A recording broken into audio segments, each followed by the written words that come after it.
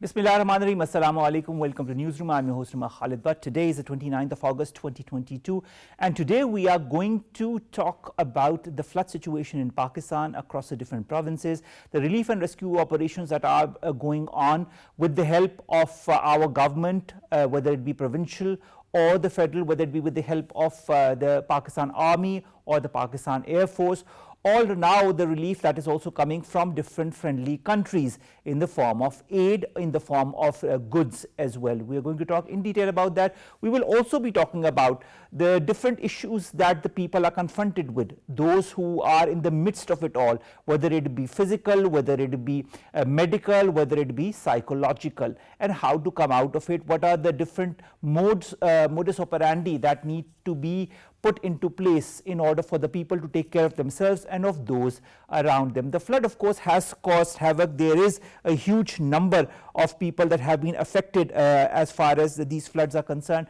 and the number keeps on increasing. We will discuss more about that with our different guests who join us from different parts of Pakistan. But before that, let's watch a short report as far as the updates on the flood situation in Pakistan is concerned.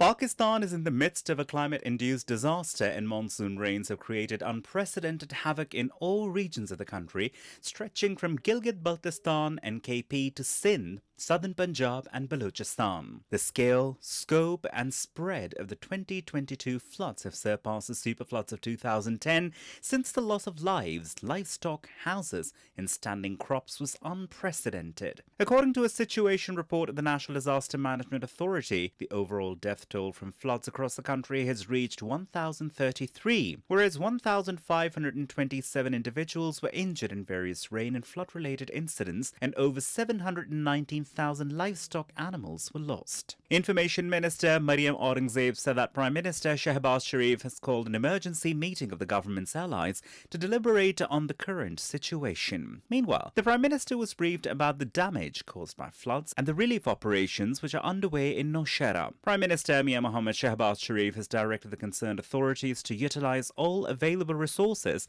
for the relief of flood-affected people. Chief of Army Staff General Qamar Javed Bajwa visited army troops busy in relief activities in far-flung flood-affected areas of the country. Flooding has emerged as the worst type of climate-induced disaster for Pakistan, perhaps the deadliest, and it's high time to address our vulnerabilities by transforming our development model as disaster resilient and climate smart.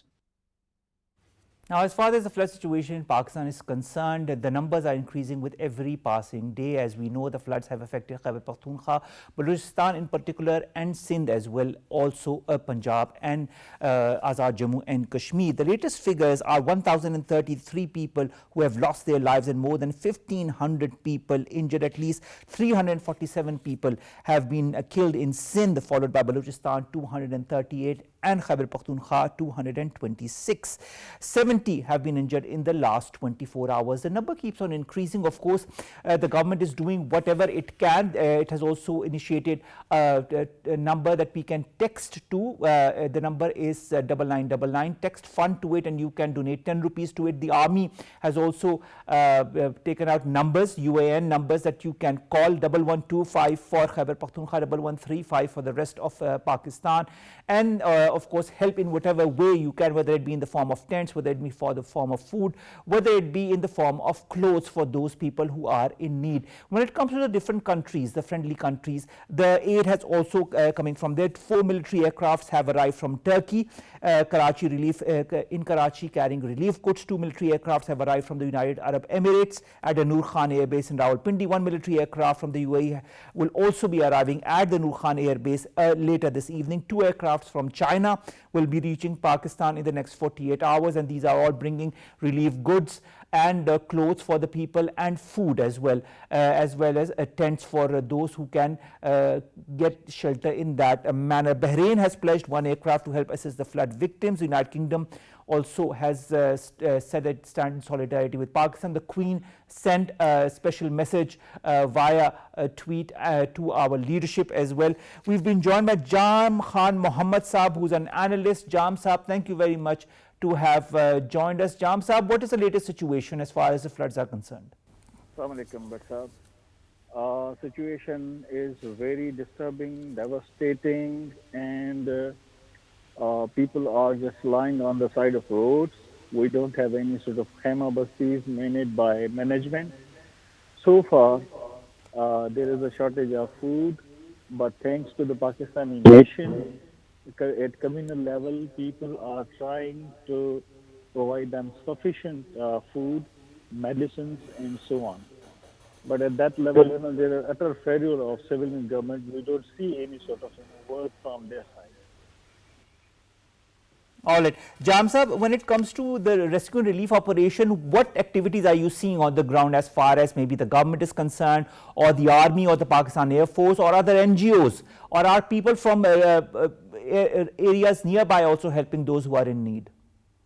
Sir, basically the thing is, before deployment of Pakistan Army, we were heading towards a civil war. People started fighting with one another on a loop of food because of medicines, because if you might have heard in news that the kids were died because of unavailability of medicines and food. So in that situation, it was very much necessary to deploy the army. And now people took sigh of relief, whereas civil administration, I would say simply again, quote, I would again, with double inverted commas, would say that civilian administration has drastically failed to provide, relief goods, relief to the common people. Even in urban areas, still we have water up to 4 to 6 feet. So how come in countryside, they could reach over there? So after army, the situation is in control. All right, Jamsa, what about food? Are people having sufficient food at least to eat twice a day as those who are affected by the floods? Sir, right from primary school up to university level. In Jamshoro, all 3-4 universities are contributing separately. In the same way, different tribes, communal people, individually, people are trying hard to meet the needs of these flood affectees. So we have provided them, not, just permanent shelter, but temporary shelters. In those shelters, we have been provided with all the things they need. But it's at communal level. At government level, we don't see such, a shop and, I can say, shred action, which can comply with the needs of the needy. All right, Jamsab, what about the cattle? What about the crops? Are some of the crops saved, or is it all destroyed in the areas that you are present right now? Sir, basically, district Kandiaru, Nowshera Feroz, Khairpur, Shahid Benazirabad, Takrand. If you go towards the right bank of Indus River, almost Dadu, all rice, crops, vegetables are gone away with the flood. And the people only could save their lives, and they reach over here at the dry spots. So they are staying at the mountainous areas in a scattered way, in isolated way, wherever they found, the space to stay into just for survival. So this is the basic situation. Otherwise, in organized way, we had to establish, the camps for these people, flood affectees, as we did in 2010 or 2005. So we had, the camp cities. It's hardly take, 2 to 3 days if you are ready for that. All so right. it never happened, as usual. All right, you said the situation was now under control now that the army was in place, and of course the people who were of course struggling to get as much food as possible for them and for their families has now been put under control, and everybody is getting an equal share. What about the cattle? Has some cattle survived? Are some measures being taken for their safety as well? Otherwise, in only district Nowshera Feroz, I think thousands of kettles are gone away with the water are drowned. And when the water is going to get dry, again we have to face, the medication and different, diseases issues. So are we ready for that? No, we are not ready. But army is ready for it because Pakistan Army has set up, the medical camps over there. They All are right. providing, the survival kettles over there with medication as well. So some of cattle are there. Otherwise, everything is smashed away with the floods.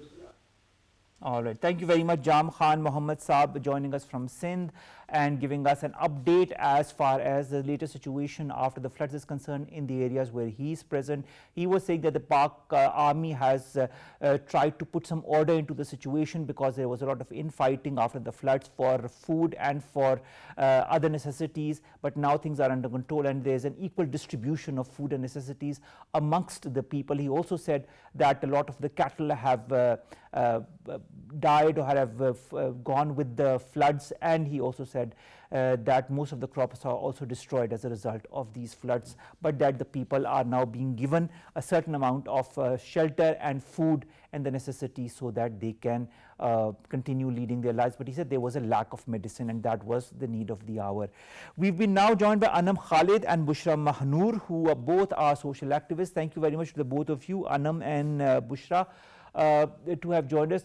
Whereas on the one hand there is a huge issue concerning food, necessities, clothes, and of course shelter for those people who've been affected by the floods. There's also another issue that is cropping up, and that is disease, whether it be physical or whether it be psychological.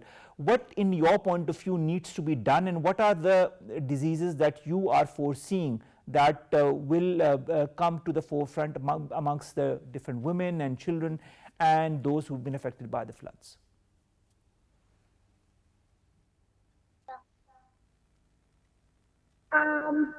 So first of all, there are issues that the saying, though on people are giving importance to the physical diseases that people are faced with, but at the same time, there are a lot of psychological issues people are faced with because people have in an emergency and they're not provided with enough resources to evacuate, especially the impact on the children and the women is a lot. And the people are very much expected to have a PTSD and the related disorders that are going to be triggered because of the trauma of the flood, having to evacuate your home, the safety of your home, having to flee out of the home in a situation where everything is flooded, everything the cattle. Of course, the people who know one day they have their homes, they have their shelters, they have enough to live their lives, and the other day they have nothing on them. Even some of them have lost a lot, many members of their families, their crops, their cattle as well. In this situation, of course, PTSD and so many other psychological issues could become prevalent. What needs to be done in order for these people to confront their psychological ailments and to get well?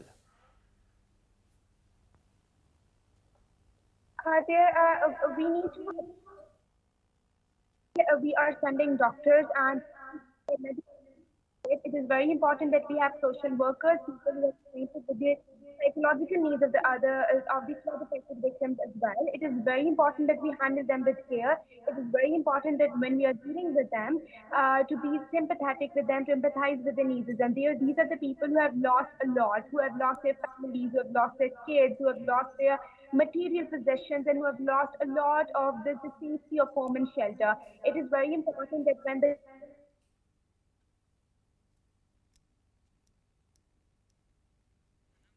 All right, there seems to be some kind of a technical issue. We'll come back to you, Bushra. But Anum, so we already spoke last week as well concerning the different issues that women could be confronted with as a result of the floods, and the children could be confronted with as a result of these floods as well, because of not adequate availability of the necessary items or the medicines. What needs to be done? What is the need of the day, in your point of view, for helping these women and the children? The question is very much important that what needs to be done For the women out there who are confronted already with going through the flood and disasters, their mental health is very much important, as Bushra has already spoken about it, and you have already mentioned it. So the things that really need to be done along with these, that mental health should become comes at first when those people who have already lost their homes, and there is a catastrophic lost and lost. So what needs to be done still for the women? I have already mentioned earlier that women are facing hard pregnancies, women are facing miscarriages, women are facing menstrual hygiene, so hard menstruation. So we need to be very focused on their personal hygiene, especially the flood relief that all the relief organizers that are already working there. I'm requesting them that please do focus on the personal hygiene of people there, especially when it comes to the kids too. So do care about the viral infections, even it comes to the diarrhea, even if it comes to the vaginal infections, even if it comes to the skin infections. So we need so the medical camps are the great necessity there, and please do focus everybody like in areas like in Dera Ismail Khan, like in KPK, like in Saraiki say we need more and more medical camps. So I'm requesting on the behalf of those relief organizers and those medicals, those teams, please do focus on the help as a facility to those flood victims, and do not forget the personal hygiene of each and every single individual there. And please do focus one more thing: avoid plastic, avoid food in the plastics, avoid water in the plastics. Do work on them on giving the air purifiers or water purifiers along with the mud coolers is one of those necessities that could be given to those people as a reusable way. So I am more focused, and I am requesting again and again to those relief organizers, please do focus on the reusable and sustainable ways. All right, Anam, you talk about many issues, of course, reusable water and other issues, of course, cleanliness for the women, for the children as well, sanitary pads for the both of them. Are you in contact with the relief organizations that are in the different areas of Pakistan, like Sindh, like Balochistan, like Khyber Pakhtunkhwa? There are a lot of countries and international NGOs also that will be bringing in relief goods. A lot of countries have brought in their relief goods. Are you in contact with their representatives here as well, so as to advise them or guide them as to what to give to the women and children? Obviously, we both are very much connected to such relief organizers that what should be given to those women and how can you give them and how you can access. And but still, there is an issue that we cannot properly propagate the whole cat or so the the support that is actual a big need to support such a cause for the women, especially when it comes to the hygiene system. So we are focusing, we are too we are too facing the hard ways to support such a cause. But still, areas like Balochistan, Sindh, interior Sindh, and KPK, people are actually contacting us for this cause, that they are now reaching out us for such accessibility towards women. Before that, KPK, Saraiki, Usable, interior Sindh, women were not even aware of such material, such accessibility or such opportunity for them. So yeah, that's what people and relief organizers are now realizing in this flood. Not in the 2010, people didn't focus on this health on this point, but now people are focusing more on this serious accessibility that should be given to the women or the other menstruators. When you talk of accessibility, Anam, when it comes to women and sanitary napkins and sanitary pads, there are a lot of taboos within the society, especially in ours. So there needs to be more and more women who participate with the NGOs that are on the spot, with the international organizations and the government and the army and the Pakistan Air Force that are there as well. Are you helping them with that, with providing them more women folk that can help the women and children who are stranded in these areas?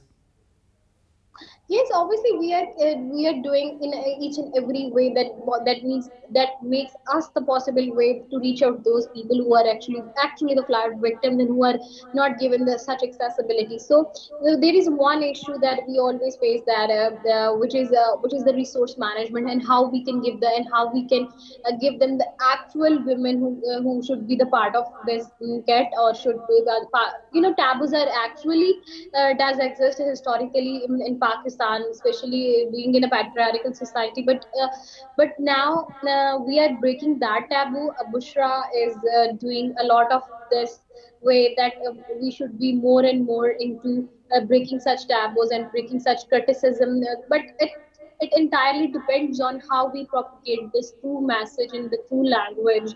So modern solutions need modern problems need modern solutions. So we are more focusing on providing the relief as much as we can do. So we can point out the relief organizers, but again, the situation, taboos are always existing, and they have always been attached with us. So we are here to break those taboos. All right, Bushra, when it comes to relief and rehabilitation, psychological relief and rehabilitation of the victims of incidents such as floods, we are seeing the number of victims increase. This number is going to increase even further, because these are just estimates that we have. There are so many areas where people have not been allowed able to count the number of casualties, or the number of those who are sick, or the number of those who have been affected just by watching their loved ones pass away or be affected by it. What measures do you feel the organizations that are on the spot, or the army, or the Pakistan Air Force, or the government organizations that are there need to do to help these people psychologically?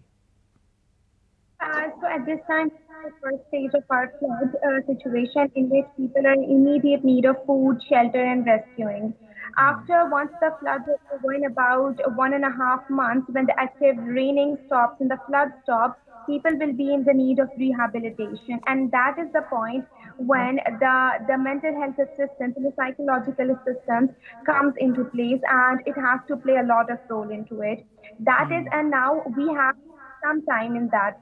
So what we can do is that the organizations and the government, they can train the doctors and the nurses and the healthcare teams in that time meanwhile, and to be more sensitive towards the needs of the people. I do understand that a lot of mental health stigmas are associated, and due to which A lot people of do not taboos as consider well. them. A lot of people don't want to talk about their psychological ailments, because they feel this is something that should not be talked about. Exactly. It is something that people do not want to talk about because of the taboos associated. And also, we have a culture in which endurance is seen as something very highly achieved, and so people are more into into not expressing it. So that these are some of the issues that we are facing. But also, it is the time we need to pinpoint what are exactly the problems. We are going to have. That is true. It's very important to pinpoint the issues that are present there. It's also very important to guide those organizations that are on the spot, so that they can help the people with the adequate resources and in the proper manner. Kindly stay on line with us, Anum, Khalid, and Bushra Mahnoor. We've been joined by two other guests. They are Muhammad Ameen, a water resource manager, and Amir Eshan, who's a PTV correspondent. Thank you very much to the both of you. Let's begin with you, Dr. Muhammad Ameen.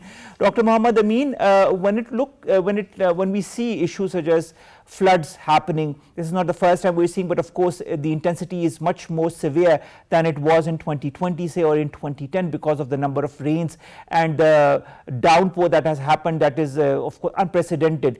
What needs to be done on the governmental level, on the provincial level, on the federal level, in order to provide A, some kind of relief, and B, store the water so that A, the water does not get clogged into places and cause flood, and B, also be ready for the future? Thank you so much, Mr. Omar.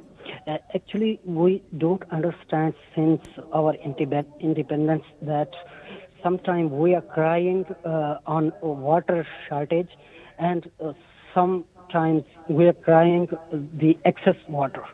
And that excess water, every time we waste in sea. So in between, there is a way. That way is to store water and to utilize that water. Then there is water scarcity problem to irrigate our fields and to maximize our agricultural GDP part. So that's the main solution. The provincial and federal government should take solid initiatives to build dams. When you talk of solid initiatives to build dams, I understand, but the fact remains, Dr. Saab, that dams take a certain amount of years to be built. I also know that there are certain lands that have already been allocated since a report that was made in the 1960s. Nevertheless, there is a certain delay, and to construct dams takes time. What needs to be done as far as water management is concerned in the immediate? In the immediate, you can see the major infrastructure losses we can see in like Naran, Kagan or Gilgit.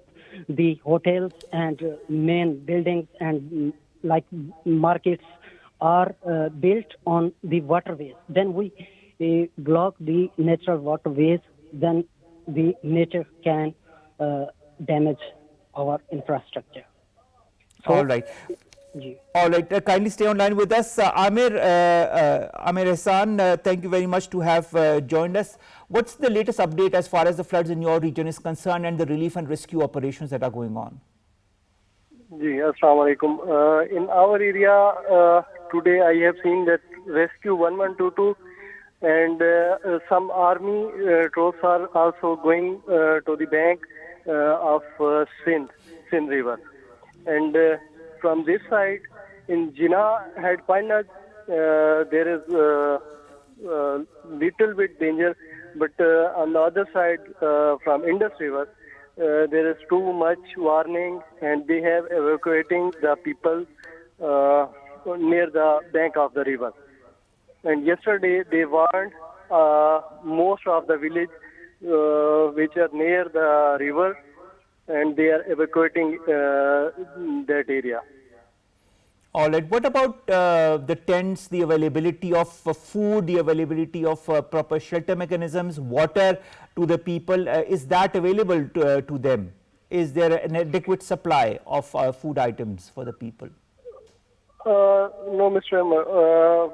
In our area, this is very poor area. We can say the poor people are living at that side. Can you give us your exact location where you were present, Amir, and also the areas around you, so that our viewers can also understand?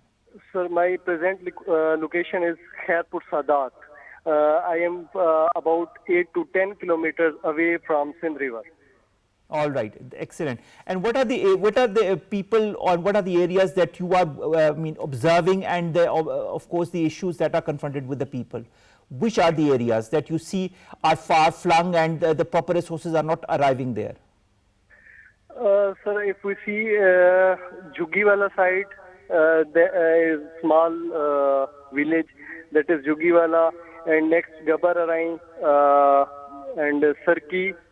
These areas are mostly in danger in next 12 hours.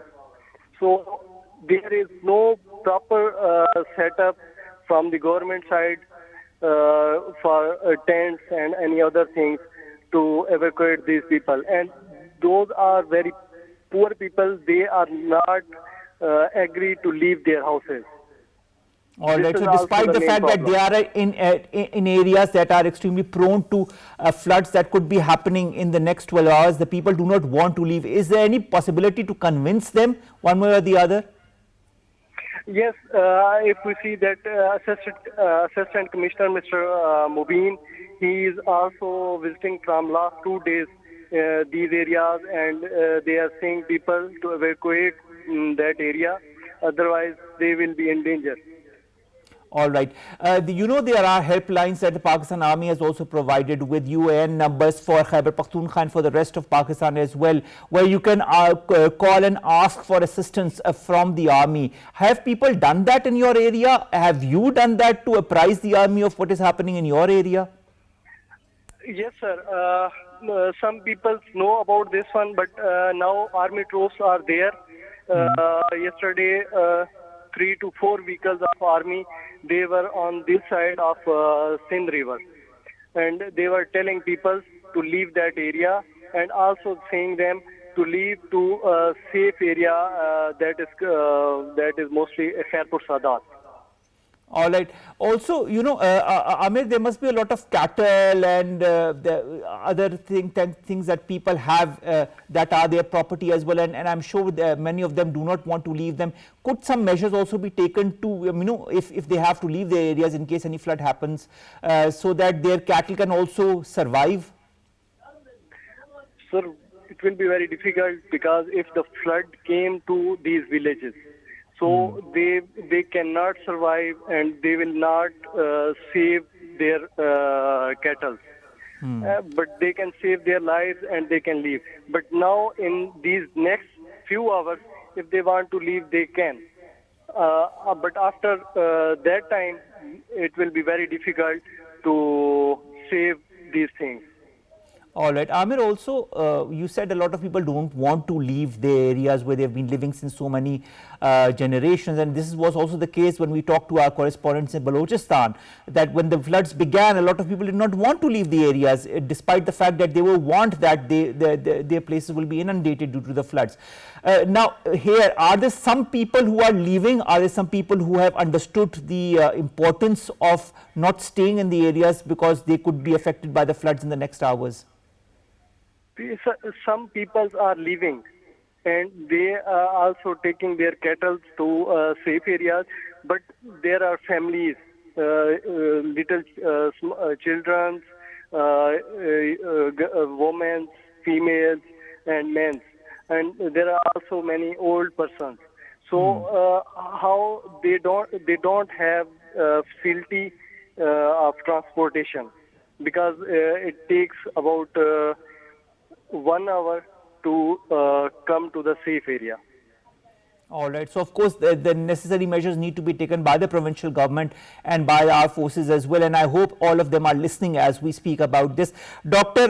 Muhammad Ameen, when it comes to water management, a lot of water that comes through these floods, and we've seen that every year, goes eventually in the Arabian Sea or in other areas, and we lose billions of rupees worth of water that we ultimately need, because Pakistan is also going towards a drought-like situation, as has been predicted by a United Nations report. In your point of view, apart from dams, do you feel that small reservoirs could be constructed in the immediate so that the water could stay, or some kind of underground tunnels for the water to stay? What needs to be taken as a more quick measure? Omar, yes, you are quite right to suggest small dams to conserve water and to conserve water in our groundwater level, to increase our groundwater level. There are many ways, and first of all, individuals and small landowners can make their own small dams to take benefits from that water. And if we think about government sector level, then there are many solutions.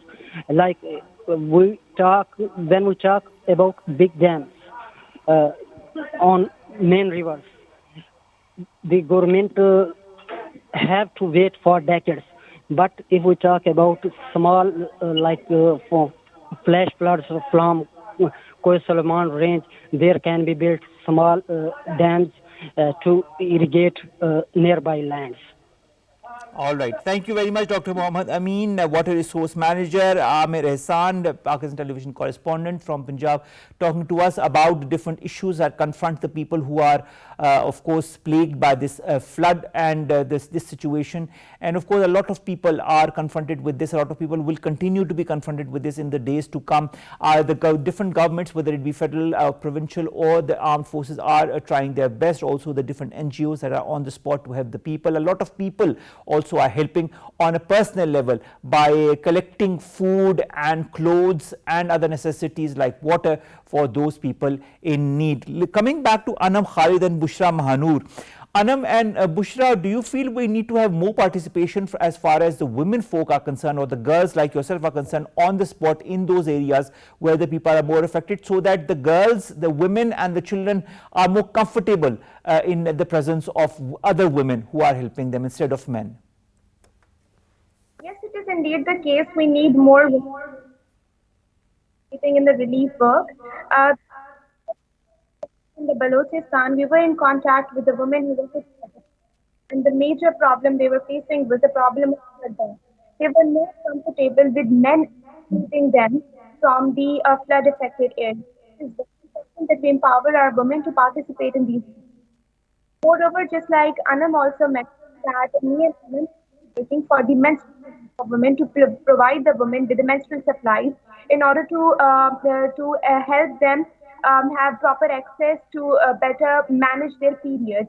So what we are also doing is that we are reaching out to the women who are working in the relief organizations and on ground to assist other women and have them access, because menstruation is a big taboo in our society, and also because of being taboo, a lot of women lack access to proper menstrual hygiene, especially in the times of flood. We were in touch with a lot of doctors on ground and facing a lot of fungal infections, and in that the assistance not only needs to come in the form of products, but it also needs to come in the form of doctors or assistants or paramedics who can help these women paramedics who can help these women and the children or the young girls that could be affected in various ways like you've just talked about. And of course, a lot of taboos when it concerns women and their of course menstruation or associated diseases, or also psychological diseases such as PTSD, such as depression, such as anxiety, and different tensions that could be associated with the fact that one is confronted with a situation such as floods, when you lose your loved ones, when you lose your land, when you lose your cattle, or you lose your food and your property as well. In that point of view, how long, I mean, if we come to the psychological aspect of it all, how long do you feel people like these, it will take them to come out of the current state of psychological, I wouldn't say disease, but psychological ailment they will be confronted with because of such situations? The traumas that have people that are going to last for some time. It might take several years because the loss is big, and the people who have not faced first-hand trauma, they might have faced second-hand trauma in the form of seeing all that devastation, because humans, we are not programmed to see this much devastation, to see this much disease, and to see this much destruction of everything. So it might take many years usually for PTSD to recover, but of course it can only recover if people are rehabilitated well. If the government is unable to provide resources to the people who have lost their lands and families and their homes, it might take even decades for them to recover. So it is very important that because this disaster, it is not a natural disaster, it is a man-made disaster. It has been due to the unequal distribution of resources and plundering of the resources from a lot of our areas. So we have to focus on this, and we have to do a lot with it. It's just not man-made. I feel it's a combination of it, plus the climate change, plus the incessant rains that have plagued all these areas. And the percentage of rain, just for that matter, is in the 300 to 500% more as compared to the previous years, and that has also exacerbated the current situation and led to such flood-like situations and people being in such situation. Coming to the women and the children, Anum, what in your point of view should or could be done by the international aid organizations also that are bringing in aid? There are so many countries like Bahrain, like China, like Turkey, like the UAE that are bringing in aircrafts full of food items and tents and water. What more should they bring in when they bring aid for the people affected by the floods? Well, when it comes to the international support, we have already been heard that England has been supported us with flood relief, and we are asking for the more and more flood relief from the international organizations. But when it comes to the people, right choice of the people, like when it comes to ground levels, we are not being provided by any kind of a relief. Like we have been been now for last 4 to 5 days that army has been working on such relief camps, but there are still, but before that we have the already individuals that from the indigenous community started of working on the flood relief campaigns, and we are one of them as well. We have taken the initiative of sanitary relief to support the hygiene of the women and other menstruators.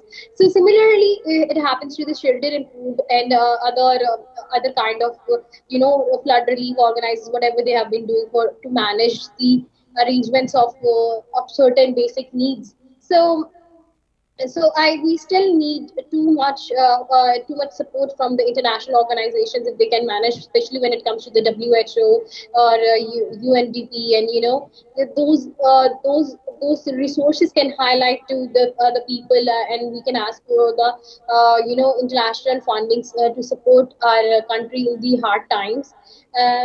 And they can definitely support us in any ways, like by in any kind of means, that can help us to revive our again lands, again families with the basic needs. And we, especially when it comes to the shelter, which is very important in these hard times, we need to sustainable ways again to give them a life, and to get them, those people to life, which is very tough, which will be very tough again for the country, for the people from the indigenous community who suffered at the at most of the at most of the level. So we need, definitely, without the international support and the individual support won't be enough.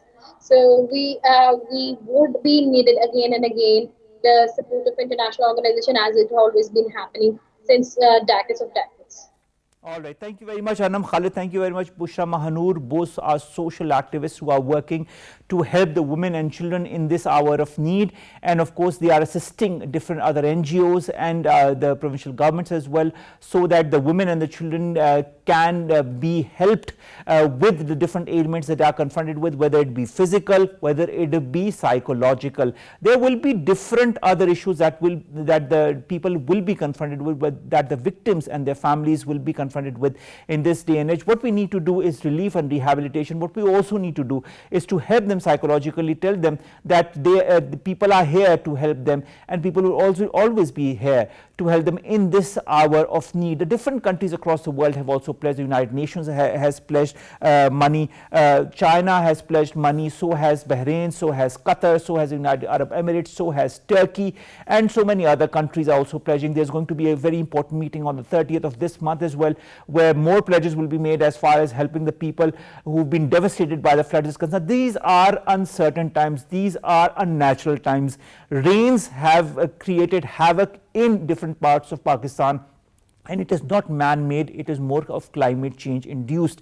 And of course, there are a lot of other factors that corroborate and exacerbate the current situation. What we need in this day is to come together as one. Whether we are individuals, we can text to 9999 with the text message fund and thus contribute 10 rupees to the government initiatives. We can call the army on the different UAN numbers. We can also contribute to their different accounts that are present in Askari Bank and other banks to help the people in need. So are the NGOs who are working. There are scores of NGOs, scores of people from the civil society such as ours who are going forward and collecting food, money for the water, for the tents, and for the clothes of the people. So this is what we need, a collective effort with everyone, and I hope Pakistan will come out of this. It will take some time, but of course we as one can confront any challenge. Allah Hafiz, see you tomorrow.